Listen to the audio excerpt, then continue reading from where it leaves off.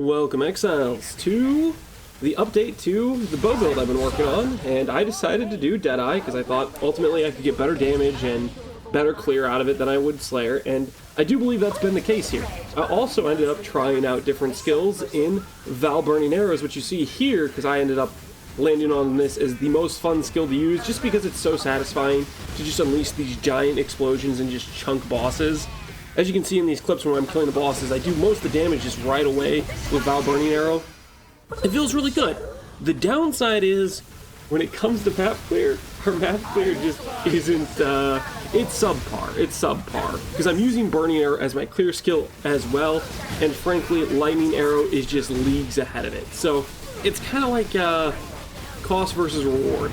I could have a lot better feeling clear with Lightning Arrow, but then I wouldn't get the satisfying ability to just pop and chunk the bosses like I am in these clips I'm showcasing you here.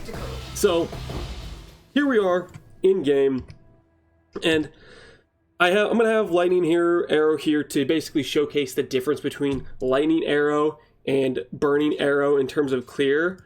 Just so you can get an idea of what the clear looks like. I know I didn't give clips for the clear, but I'm going to do that now with this map showcase. To give you guys some comparison and contrast here, I stuck with Lightning Arrow, or not Lightning Arrow, Storm Rain for the single target. It still was quite consistent on most bosses. It's a little bit awkward with when bosses like move around a bunch, like if you don't insta-phase Hunter, for example, and he just tries to run around the arena, then you're going to have a bad time because, well, if you start to shooting up basically delayed damage and he moves off your delayed damage, obviously you're going to have a bad time. Doesn't really matter too much because we can just insta-phase him, but you get what I'm saying.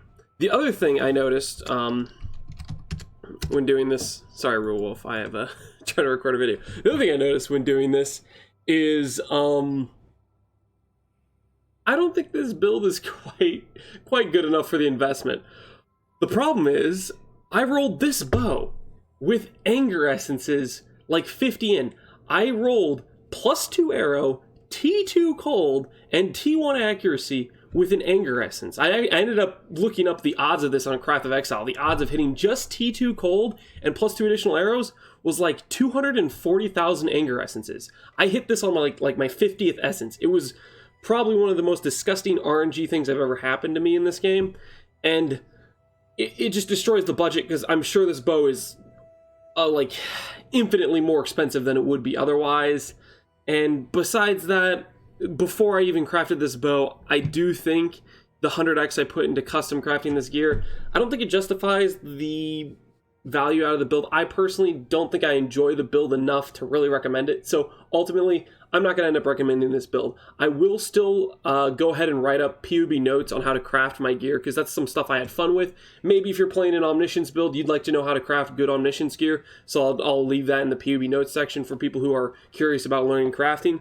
But other than that, let's just get in. I'll showcase a Minotaur with Lightning Arrow and Burning Arrow to just contrast the clear, to try to explain what I mean. That Burning Arrow, yeah, it's a lot of fun, but the clear is just, it's suboptimal.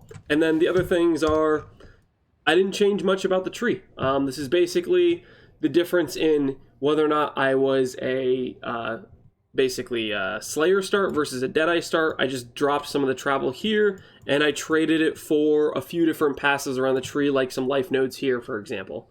Obviously, we just traded a couple nodes out, but we kept the tree pretty much the same as it was before.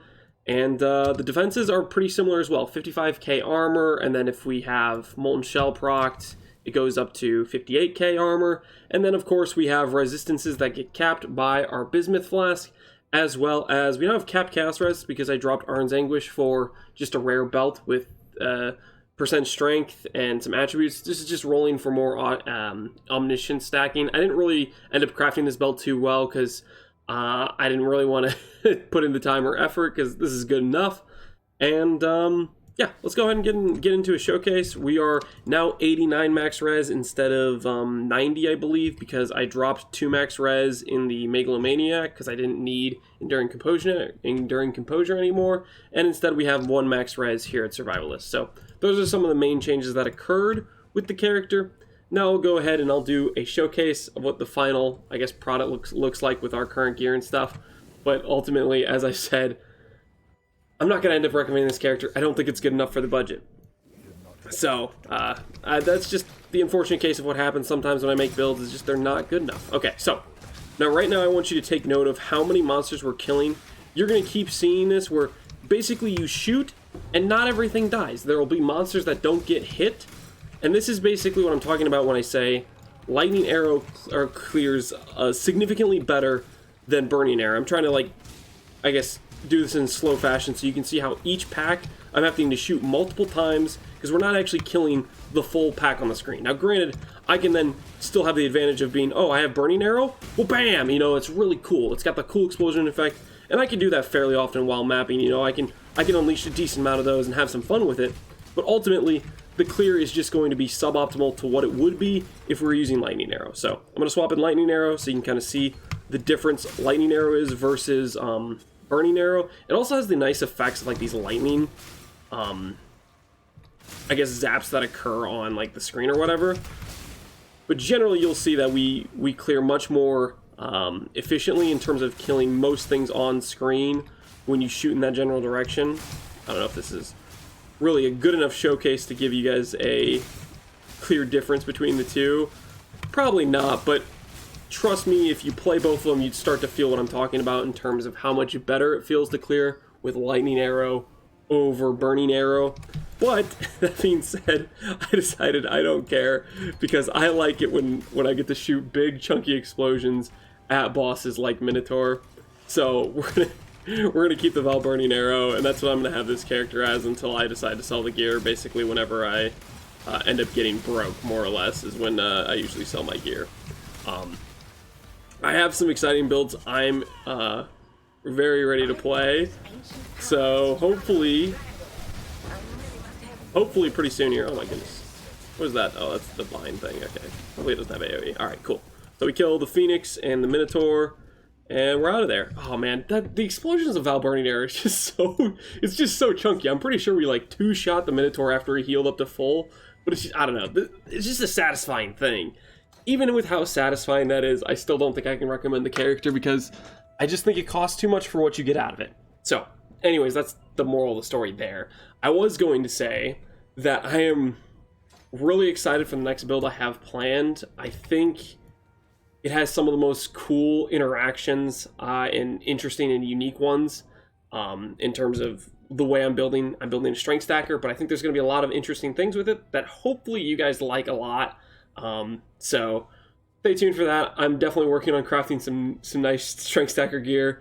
And even I might consider, if the build is good enough, if this might be a build, this strength stacker that I'm working on might be a build where I try to make it on lower and lower budgets to see if we can operate at significantly lower costs and still pull off like a very strong character type of thing.